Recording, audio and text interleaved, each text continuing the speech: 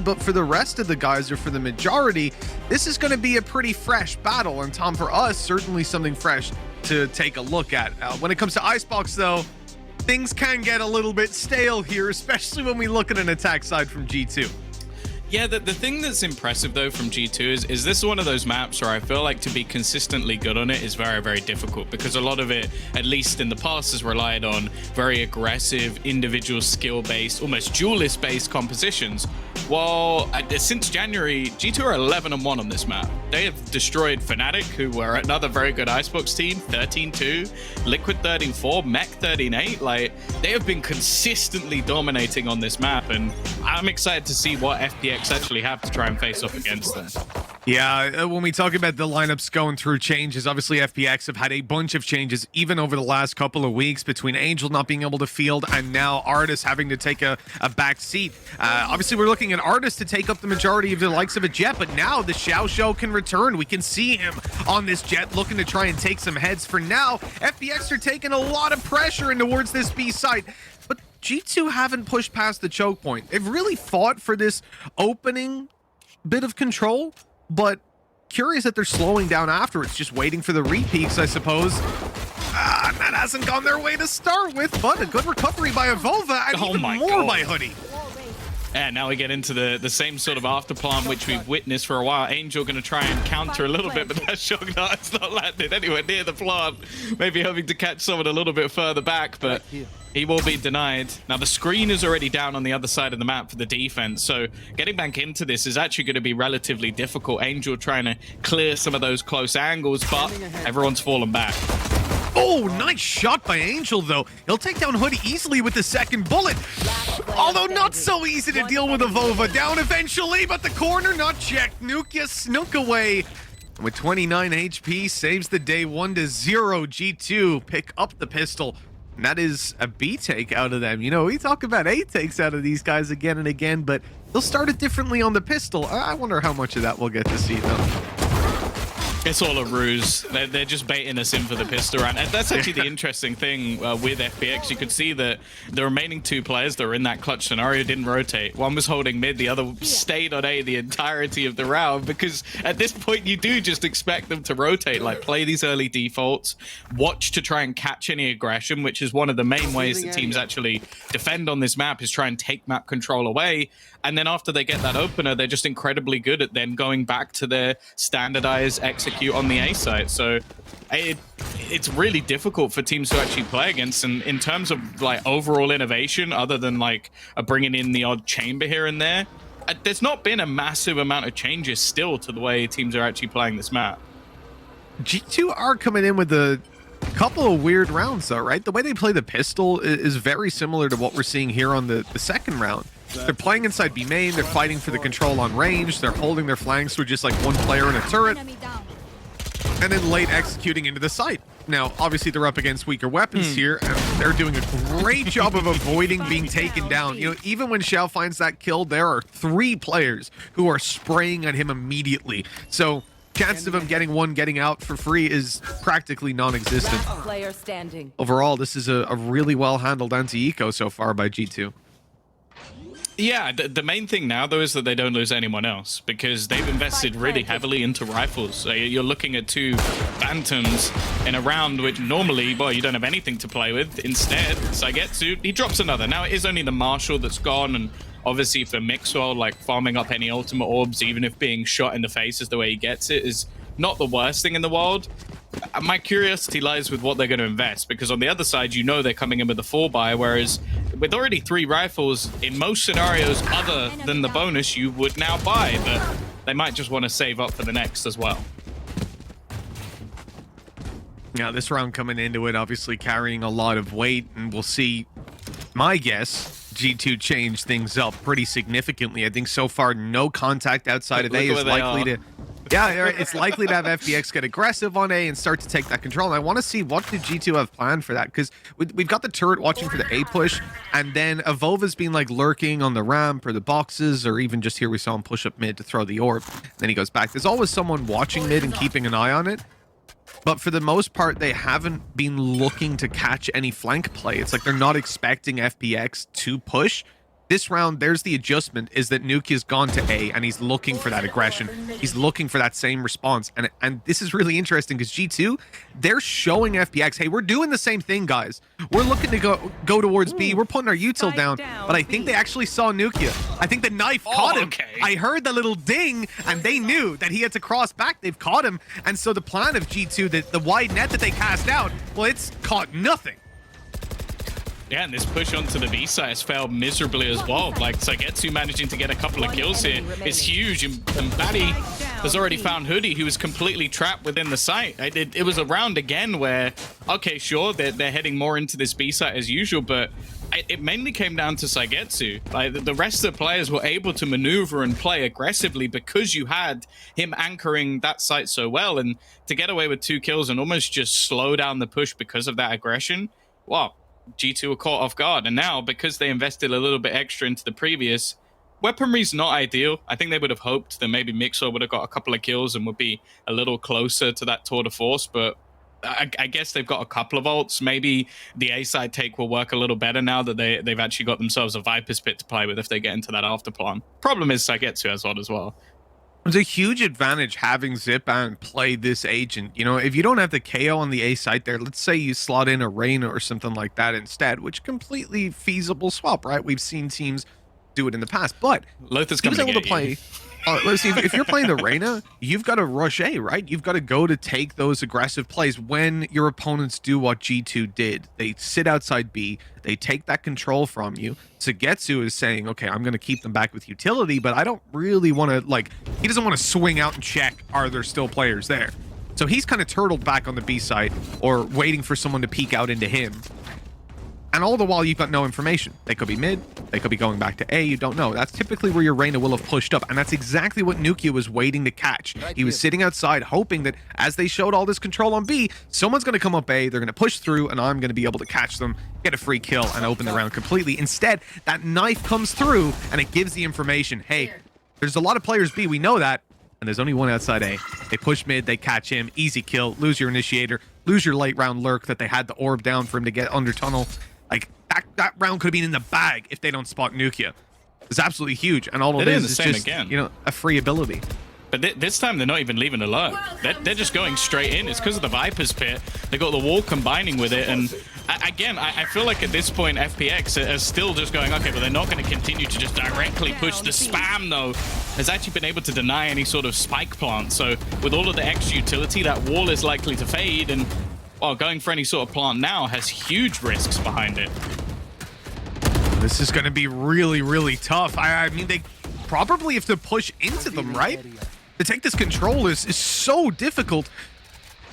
Find any sort of angle where a plant is going to be safe. The spams are coming through. Nukia's not afraid, though. He's stepping up close. He knows that player shortly going to be out of ammunition, and there it is. Now's his time to strike, but Zipan catches him. Avova as well. And Meadow and Mixwell have to clutch it. A disadvantage stacked against them. They've got no flank ability here. They've got to just take the fights, and the information is there to play with as well. FPX know exactly where these players are, or where this player is now, with Meadow being the last alive and the defuse already going underway.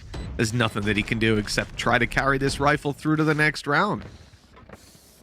Yeah, no, that was a really weird one again from G2. Like, they're trying hard to get into these after plants. You can understand again with the Viper's Pit, okay, you're gonna play that down, but you have to get the plant down almost instantly, otherwise everything kind of falls apart. Like, we know how easy it is to sort of pre-fire spam most of the default plant positions. They do have a pretty powerful after plant setup with like a lot of the extra utility they have, but by the time they actually got anywhere near it, the numbers were just too far. And again, I feel like FPX are doing an incredible job of just denying that sort of standard take. Like, it's something that a lot of teams are going to prepare for. You have all your lineups for. And well, now it seems like we're finally going to get into a little bit more of the bread and butter of this map, at least, because as said, like, going into this map, I expect G2 to lean quite heavily into this A site. They've been excellent at these sort of takes.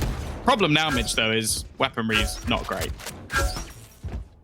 Yeah, that's obviously going to put a few spanners in the works. You got to come in here and hope that Meadow's going to open up a couple of these duels. So far, though, no one's given him the opportunity. No one's taken those peeks. Turtle play on site. Zipan goes down right away. Xiao in trouble, just 2 HP. He's gonna try his best, but man, he's caught on top of that wall as well. Really makes things difficult. For FPX, you've lost a lot of players here. Unless you're able to catch a pick quickly, you might consider saving. But Angel going down, while Sugetsu has a really tough choice to make.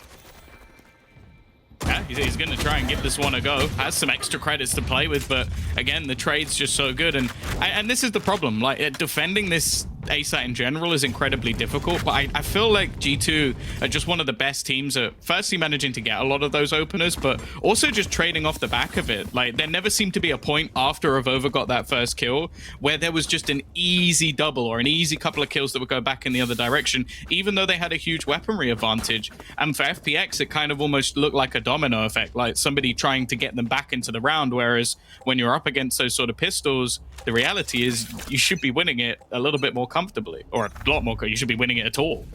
Yeah, exactly. It should be a pretty clean round coming out of the defensive side instead. Well, they got completely ruined, and I guess it's really unfortunate when you look at how they wanted to approach that round. They went for a lot of close range angles and, you know, hoping to be able to have Zipan get a kill, and then Xiao swings in and helps him out, and they have a great time. But they did that up against pistols, and, you know, not always the best idea to give pistols close range and the ability to overwhelm you. Things have gone well for G2. They picked up a third round. Now they're looking to do a little bit more. Same old setup. You know, it's changing a little bit in terms of where the utility's placed. Oh, okay. Oh, I like the swing. Oh, they're so wary about the second player, and actually Xiao's still getting opportunities to take fights off here. The only worry is Avova, but I don't think he knows that Zipan's here. The same could be said the other way around, though. He's managed to get so much control, but Baddie is going to check for it. Zipan now makes his swing and gives them a 2-man advantage. Really nicely played, Xiao. Unable to land the shot with the operator, but it might not matter. Still through to take down for Hoodie even after that kill, and a flank underway confirms the round for FPX. Everybody doing their bit. A team ace coming through, and we're starting to see one of those danger men step it up. It's Xiao with the operator on the jet, and I'll tell you what, that was a bad round from him. He missed a lot of shots. I think he only ended up, well, it was a team ace, right? He got the first one. He maybe got 2 because it was a res, so that's the most, though. Not great in terms of the operator, but I'll tell you what, you run that back 3, 4, 5 more times, he's getting a lot more value out of it. So from this point forward, I want to see what G2 have planned to deal with him. And I'm looking at Mixwell because he hasn't bought a weapon and he's got his ulti ready. Let's play. Had a little bit of a quiet start, but again, like, one of the things that can be so difficult with this A site is you are relying on someone like Xiao to almost just take these more aggressive battles. Like, you have a little bit of utility trying to get him to almost play around it. He does manage to get them the opener. Killjoy lockdown coming into play, but ultimately, with that first kill already going in their direction, FPX don't need to overextend here. They can try and play for the retake. It was a good job by Xiao to tuck in. He avoided being spotted by the drones, so they weren't really ready for him to be there. And even as they jiggle peeked, it's just a great shot hit. Now he's going to pop out that Blade Storm. He says, you know what, Mixwell, you used your ult, fine. He's going to do the same. Avova, what a flash. He's blinded up like crazy, still alive. Gets the reload off, but then Sugetsu takes him down. That spike needs to be defused, and they've got the cover to do it. Mixwell has to dash on in. The steps are enough to pull them off, and for now, he's already taken one, and another landed, and it's the round in favor for G2. And absolutely unreasonable that he wins that. That's his first 2 kills. A 1 versus 2 scenario. Of course, you see New Kid get the final kill, but that was actually just because one of the players was downed. So it didn't actually... He was already dead. That was just the last few seconds coming up for Mixer. And yeah, just the pre-fire shot, especially because they already got this 1 to half. Sagetsu does an incredible job on the initial wraparound, but it's just that firing rate, giving so much opportunity for him to take a couple of extra shots. And wow, this is the thing. Like, we've seen it so many times. G2 get into an afterplant. Sure, the rounds are close. Sure, teams battle back, but they're so good at playing from those sort of scenarios, even when they didn't have utility. Oh, great tag. I think that might even be a return on it. Looked like Angel might have been hit by the Hunter's Fury 3rd tag, but no, even popped his own to try and return it over. Despite a little bit of early damage, it's done nothing to stop G2 from moving forward. These guys are still looking to take this site. They've got their wall down, their Viper wall at least, and now here comes the Sage on the left side. You'd imagine Viper's pit quite deep actually to get them a fair bit of control. A good kill on the Zipan. I mean, this is fantastic for the attack to play with. I'm curious if they'll actually plant within it. A lot of the times you see teams still try and have that more open plant. This could create quite an awkward scenario. In fact, they managed to spam over down, and because of that, it left the spike purely in the open. Still going to be left into a 3v3 scenario. No flanking coming. In fact, I almost wonder now if some of the defenders have started to wonder if they're going back in a different direction. Instead, though, no, they're going for the res. And the res almost serves as a bait, pulling the players into the open, allowing Batty G to take the kill before going down. Things are getting a little bit awkward here with Nukia stepping up. Meta wants to do the same. He's gone in for the kill, but the shots won't land. 4-4 as FPX pick up another. That is a close round, but Tom, I gotta say, they lose a player, they lose the site, there's a Viper's pit down. They had a very, very tough retake to mount there as FPX, and really dropping that spike was, it was the lifeline they needed. Yeah, I think in combination with catching of over, because that was the thing. I think it was Hoodie who was going for the plant, but he was just left almost naked. He was just stood there in the open like, this Viper's pit is dissipated, unfortunately, and I'm left looking a bit like a fool. But yeah, that's one of the things that FPX have actually impressed me with quite a lot so far, is that I don't know if this is them spamming in tandem, but they seem to be very good at lining up players and exactly where they're going to be. And well, if you're relying, we've seen a couple of times now, you've relied on a Viper's pitting around and you've lost that round. That's happened twice to G2. So far as well, you know, it's such an early stage. It's almost weird to see it happen that often within the first 8 rounds. We're coming into the final stretch of this, and you know, take a look at the economy. G2 absolutely nothing to play with. No surprise that they're grouped up outside A. I'm gonna look to probably blitz into the site, watching here, see what control they can take. Out of charges. I guess They're they're gonna win this, be, aren't they? it's the close play from Zipan, man. It's making me worry a little bit, but he's falling back. The flash is so good from Zipan. It's going to come out with a couple, but then they actually overswing it. Angel goes down to the pistol, the Headhunter doing its job. Now, they still haven't managed to clear Xiao from this backline, and the rotation's already come through from Batty G to sort of stack things up a little bit. The other problem as well for G2 is the clock. Like, with these players still here, no rotation really available. They have to just try and fight into it. Mixo, he's got his 3rd kill of the round, though. This is just the pistol invested. A few hundred credits put into this round, and they've managed to do so much damage with it and even bring it into contention. Xiao trying to bait out that sound a little bit, and because of that, they don't expect him to be here, and that'll be enough to close things out. But it probably shouldn't have been anywhere near as close, again, with what was invested. Oh, definitely. I don't think it's unfair to highlight that. This round was looking like it would be a lot cleaner for FPX, and even the dangers that they had. You've got Xiao playing up on the rafters, so he's able to dash out. Not that much of a worry. Zipan up close. Now, against pistols, not great. Against weaker weapons, not great. But he did have a Spectre to play with as well, and that excellent flash that he popped through, that gave him everything to work with. Those 2 opening kills. Now look at how bad the round is, because everyone else is, you know, stacked up. Zipan was the only one that was really in danger, and this play worked out perfectly. From this point, you should be closing out the round. But it's the problem with having a player like Mixwell be able to invest anywhere from 100 to 800 credits and be able to one-shot headshot you on any range. That is insane when you think about it. There is no... But before, a safe round when you're up against pistols, you can maybe peek belt, you know, unless they've got money for a Marshal to buy up or something like that, you can peek into belt, you can take the ranged fights to your advantage. When Mixwell's here, you can't. It's never the case. You can come up against a rifle that is as good as yours for 100 credits, you know? It's pretty wild. Yeah, it's been a good match so far, though. Like, back and forth, I think a lot of teams have really struggled playing up against G2's attacking side thus far, because, I do just feel like this A site is so ridiculously hard to defend, and in all honesty, the fact that it's back and forth, considering how most teams will still get the majority of their rounds on this attacking side, I think FPX can be quite happy with how things have gone, because they haven't crumbled even after having some slip-up rounds here and there. Still, though, I don't think G2 are particularly worried. we've already seen again, they are good at both sides of this map at this point. It definitely isn't anywhere near as just attacker friendly as it used to be. Yeah, they also got the pistol, right? So these buy rounds have been back and forth a little bit. They had the leg up of the pistol as well. So for G2, they can definitely look forward positively, but I'd also say that they got to win this round. You know, if you lose out, looking at it from G2's perspective, being so strong on the attack, they lose this round, it's 7 to FPX already, and that's way better than we would have expected of them on the defense. True. Starting things out here. So definitely an important round for G2 to take home.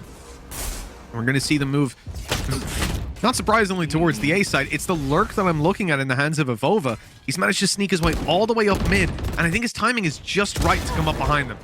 Out of charges. I'm enjoying seeing Shao just back on that jet, although there is that catch. It's only one, though. The trade not too bad. Angel also wins the duel versus Meadow, and now Nuclear... Oh, he's not got that timing right. He's being spotted from all different angles, being spammed through the screen as well. I don't even think he knows where he's even taking damage from at this point, and all the information's going to be there. Still manages to kill off Angel, but no clutches today. I think that's another point to add as well when talking about G2 is they're so good in these clutch situations. And okay, sure, the 1v2 earlier from Mixer was a huge round that they managed to take away, but I felt like FPX, even considering they've had to switch players in and out, they've had different people coming in on roles that they don't normally play, they've still got an incredible structure, especially when it comes to just trading out frags and playing these sort of positions together. It's not like a lot of the scenarios are ever just a one and done. Time for a field test.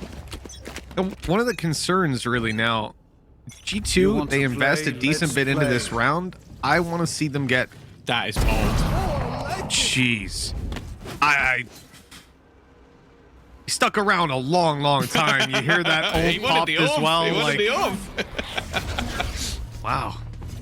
Expensive orb indeed. Now we got that lockdown coming into play. Full site control for G2. Yeah, they invested a little bit. They sprinkled in some cash. They kept money for the next round, though. That was the intention. But with 2 ultimates, they've got site control and a man advantage to play with. And now, look at what this operator can do. The Tour de Force trying to get that little bit of extra damage, but now canceled out. Luckily, still had a rifle. Just hiding behind the box. Hasn't really been spotted, but Xiao is going to check the corner. Up and above he goes, just clearing out every player in his way. Headshots galore, and I don't think a stinger works like that. I know he's only got 1 kill, but that was way too clean for a stinger kill. Yeah, it looked like a vandal kill. It was... You swap out that model down the bottom right, no one's going to notice. 7-4, though. You know, we said already that's going to be a fantastic scoreline for FPX to play off of. And they managed to deal with a lot of dangers there as well, right? We've had the lockdown come into play. We've had the Tour de Force. And they catch Angel in what was a ballsy play. They cannot hold on to control of this site. And you know, the A site retakes, we see them attempted a lot by a lot of teams, but the success rate feels alarmingly high for FPX so far. Oh my god, he's going for it again! He's got no fear, and he's actually been tagged because of it. Is this going to be Angel dead once again? No, he's danced his way up. In fact, it's actually Xiao. Oh, sorry, Zipan that takes the second connection. I don't know if he got... I don't think he did get away with the orb. That would have actually put his Hunter's Fury online, so this time there's slightly more reason to go for it, I guess. Yeah, I mean, it's the same reason as last round, right? That he needed the orb to build towards it if he wanted to have it in the half. Run mid. Got a lot of pressure from G2 on this side. They were waiting for FPX to swing on in, and once that wall went down, exactly what happened. Oh! Sugetsu's found a free kill. They're right back into this one now. Viper's Pit's online. If Sugetsu can get control of the site, get that little bit closer. Already taking down a Nano Swarm, and what a shot! Nukia completely beheaded, and Mixwell meets the same fate. Sugetsu's on a tear, and there's the Viper's Pit going down. Meadow is going to be caught quickly by Xiao, and the round goes to FPX, closing out a defensive half of Icebox 8-4 against G2. A G2 who won the pistol round, who had Mixwell come up with that 1v2 clutch at the last second. This is not the G2 I was expecting to see starting out Icebox, I have to say. No, and the funny thing as well is Sagetsu's performance has been incredible so far. Like, he basically deterred them from going in the direction of the B site in the first place, because every time they went there, he would at least get like 2 kills, and well, then the value of that afterplant is not worth it. But then coming back in on the retakes, he's been fantastic as well. Batty G, I think, has been just quietly fragging away. I can't think of like the incredible moments. And then you've just got Xiao, and this is why there'll be many people who have watched Xiao for quite a while, seen him frag out on agents all the way from Omen to Sage to whatever, you name it. There has been a reason many of us have wanted to see him on a duelist for an incredibly long time. You are now seeing why. Yeah. Back in the day, back in beta, the Xiao show was something that we just loved to see. And even when he picked up your Sova, he was still dealing the damage. But this guy, he's just too clean. Why would you nerf him? Now, I obviously understand when there's so many players on this team that can pick up that mantle, especially artists. But man, it's good to see Xiao getting the work done. Plant coming through for FPX, and another kill as well. This is looking like a convincing pistol for the attackers. G2 are going to have to do a damn good job of retaking. Yeah, I don't even know if there is a way back into this. They're standing out in the open just as almost like a layered defensive this site. I don't even know if they're going to get a kill at this point. Nuke is trying to fight back, and whoa, he'll get one. That is all. FPX utterly dominating, and that's one of the things with playing against G2, at least in recent times. You've had that almost that horrible realization that you either have to play them on bind, where they look incredible, or play them on Icebox, where they look incredible. Well, you know what? FPX have come in. They're playing them on Icebox, and you wouldn't believe this team is currently 11-1 in this season on this map, because FPX have, wow, they've looked much better. And every time I look at this roster, it just amazes me with the constant shifts that they've gone under. Like, how much do you think they've practiced with this 5-man? You know what I mean? How many days? With this exact 5-man? 5. Maybe 6. You know, how many days has Artist been ill? That's how many days. Are you including the match that they played? Yes. Okay, I am. That's a practice. Maybe that's an extra day. That's practice. Yeah, it's absolute. There's the barrel. We can see the barrel mix well. Oh. Did anyone see the barrel, guys? Obviously, they're a little bit preoccupied. This could be day. Stop looking up.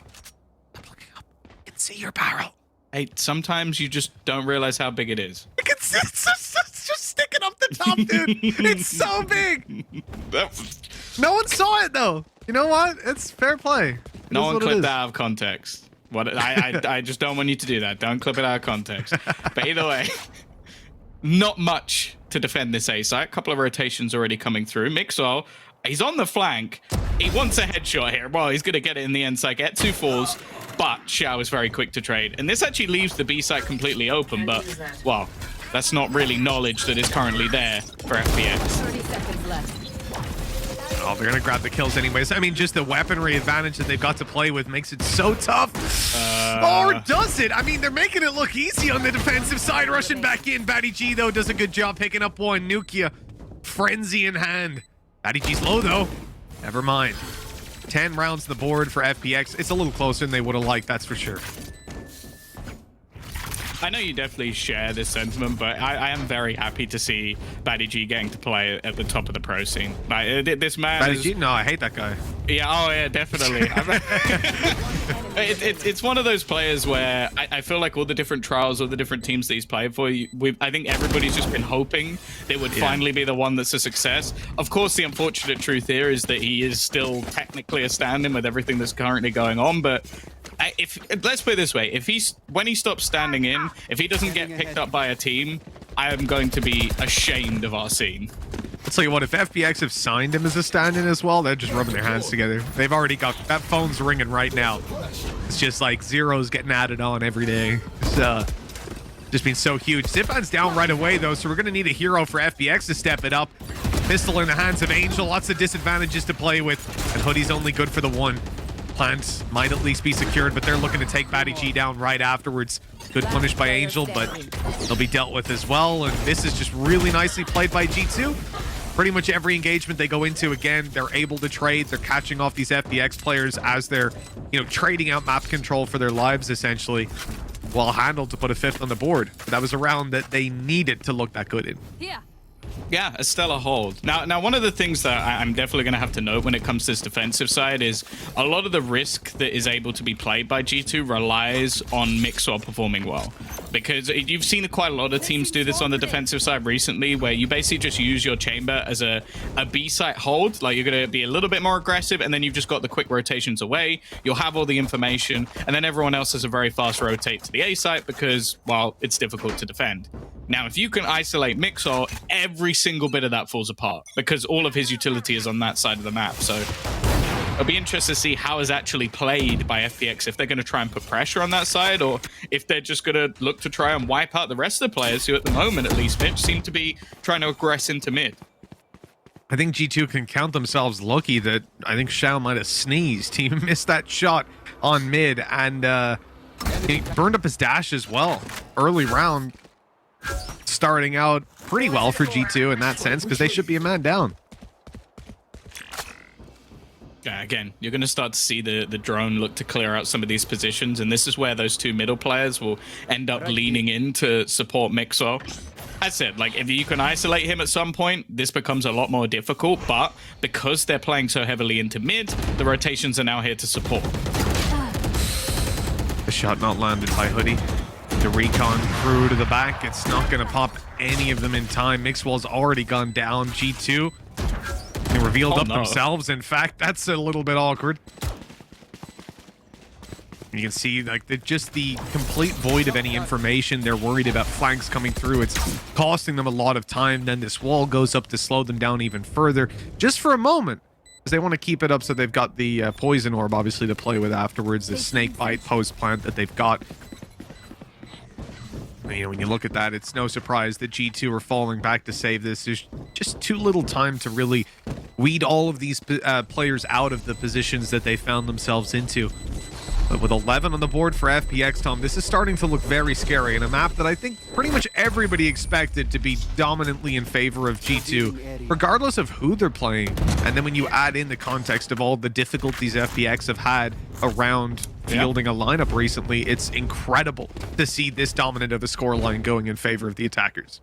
As said, like this map pool for G2 right now currently feels like a pick your poison for opponents, like because they are so good at two maps within the pool. Like you're looking at your Icebox and you're looking at your Bind. Like those are two maps they've been incredible on. So again, the fact that this has looked so incredibly strong, I think that Shao, like, I know we're going to watch him go back to playing like something completely different in the next map, and it's going to frustrate the hell out of me, but this is like a treat that you get every once in a while, because this man can frag on any agent. As I think he's still, I'm not certain because of how many kills actually came through in the match we did between Mech and Fnatic, but at least from my memory, he must have one of the highest fragging games of all time, and probably does have it when it comes to an Omen. But it's just a treat to watch how good they are just playing off the back of his entries. Like they walked into the B site there without really any trouble, because anybody that even like, I want to say like shoulder peaked, their head was gone. I don't know how, but it was.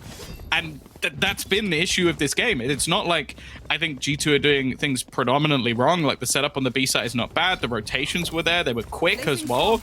But the second anybody even looks at an FPX player, their face is gone. You know, one of the things that, as I was thinking earlier, right? What are the real advantages of winning, right? And we were talking about it. You get your 40,000 euro instead of 30,000, so 10K plus. You got your top seed at Masters 1. That's actually more important than you might realize. Yeah, people at home will really think, well, you might not play against some good teams or whatever, and that is obviously the main takeaway. From what I understand, you also get like a week at home, right? And actually, you are seated deeper into the bracket, so you actually don't need to play and you watch as the other early teams at Masters, which means you get to practice at home in comfort or in your boot camp or wherever it is, but you have the choice. And you get more time to watch the other teams and stuff. So Seed 1 is actually insanely valuable. The other thing as well, Mm-hmm. you're going to watch all of your opponents like basically probably use the comps that they're then going to try and use against you. So you can literally just sit there and go, well, that could be tough. Let's come up with something to deal with that. And then they have a day to try and fix their issues while going into a team that they haven't seen. Like it's very, very tough. Yeah. Yep, and it's huge. Even Mixwell himself was tweeting about it today. He said how obviously they'll make it deeper into the brackets, and he said that He finds the 30 narrative seconds to be a left. nonsense narrative that, you know, seeding matches aren't important. It's something we've said for a long time that, you know, teams, I will say earlier on, back in beta, seeding matches were completely pointless, and you saw it in the way teams were like knifing each other and stuff. Oh, that plant should have come down long ago. That is a big delay coming in from G2. They break the wall and they destroy them. Really nicely handled. Yeah, FPX playing an incredibly slow game, like, and that's one of the things I think that again comes off Angel's style. Like if you watched him back in CS, this was something again that he was going to be bringing in a very CIS style of play, but in this case, this is the problem with that same wall setup. Like we've seen a lot of teams try to adapt a little bit and take at least a little bit more map control, because from that snowman position, if you're spamming through, you have to be a little bit lucky. And again, you see teams try and slightly switch up where they're planting, so they're less likely to get shot while being spammed. But if you don't get that plant down, the round's basically over and it becomes a scramble. And well, again, that's why you see a lot of teams lead into this A site quite a bit more. Standing ahead. No surprise, that's where FPX are starting to lean towards. This operator on Xiao still looking to pick somebody up, but look at how passive this G2 setup is. I mean, it is very rare to see a team play this far back. They're waiting for that knife to come in, playing in afterwards. The turret's already going to be destroyed. And there's the ulti to cancel out any of the remaining utility. Very nicely handled. Now G2, they played far back. They've given the control, but now they can't use their utility, and they are being rolled on. FPX steaming forward with Meadow falling. It's left to Mixwell to 1v5 clutch this. He's got an op, and he's got his ult. But he's not really feeling it on this one. And you know what, Tom? I think that makes sense. Really valuable, though, if he saves this weapon. Means they've got 2 ops in the next round with his ulti. Yeah, I think one of the things that G2 are actually struggling with right now is that a lot of their A-site defense really revolves around a lot of that utility. Like you have Meadow a lot of the time playing contact off his turret. Okay, well, no command comes in, you have no turret. Seconds later, you have the screen and the orb, which is normally meant to give you some favorable angles or force players to try and push through it. Oh, sorry, you don't have those anymore because of the null command. And it's the same, like, okay, Hoodie wants to put out a slow. Sorry, Hoodie, you can't put out a slow. So then it just comes down to those moments where you see like a Vova just sat in the open trying to spray down 2 people, and it's like, that's a lot less of a favorable duel than if you have your snake bites. You have all of that utility to try and make things work. So at the moment, I genuinely believe that a lot of what is making things very difficult for them on this side of the map is you just lose all of that utility when Zipan pops that ult. One enemy remaining. As we said, the value of this agent, you can see it here on the attack and pushing through the utility. We saw it on the defense, that 3rd round, even when he caught Nukia lurking outside A. The information game is huge, and the utility itself, the flashes that we've seen come through on A. I mean, Zipan's just using his entire belt perfectly. And with 12-6 on the board, there are 6 chances for FPX to close this out. But that's going to be a little bit of a wrench, a little bit of spatter in the works right away. Xiao's down. And Hoodie's almost following. That could have been a little bit awkward on the crossover. Good shot by Mixwell, but it's traded out. Yeah, the main danger of this round already diminished. Like that's the thing. Like Mixwell can only do so much, finding 2 kills, but basically at the value of 1. And well, you can see again, they're going to try and go for the same after plant. The spam is going through, but this time, G will get it down. And actually, it's Hoodie who falls instead. Lockdown coming into play. How much space is that really going to get G2 here, though? Nothing. He destroyed it.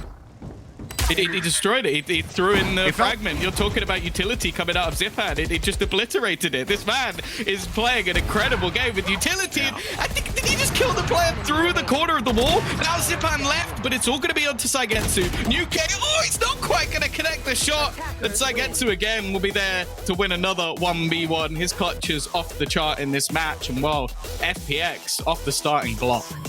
Absolutely not the way we thought things were going to go down here. G2's map pick, and certainly one that looked to be convincingly in their favor, but 13-6, a pistol round win for G2 as well. I mean, this is a devastating start to the series, and you look at even that round there, FPX, they pull back, they play deep into B main. Even if that lockdown had have remained online, they were all comfortably outside the range, and they still fight back in like there's nothing wrong. They just walk out to yellow, take these fights, and it's as easy as can be. I feel like G2 don't have the same punch and same power that they did here on this map as we've seen before.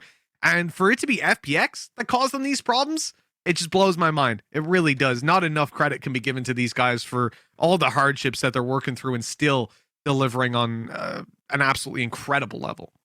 Yeah, no, thoroughly impressed with how they played throughout this map. Of course, luckily, we have a fantastic analyst desk who I'm sure is going to be ready and waiting to break all of this down. So we'll throw it off to them and be back with map number 2.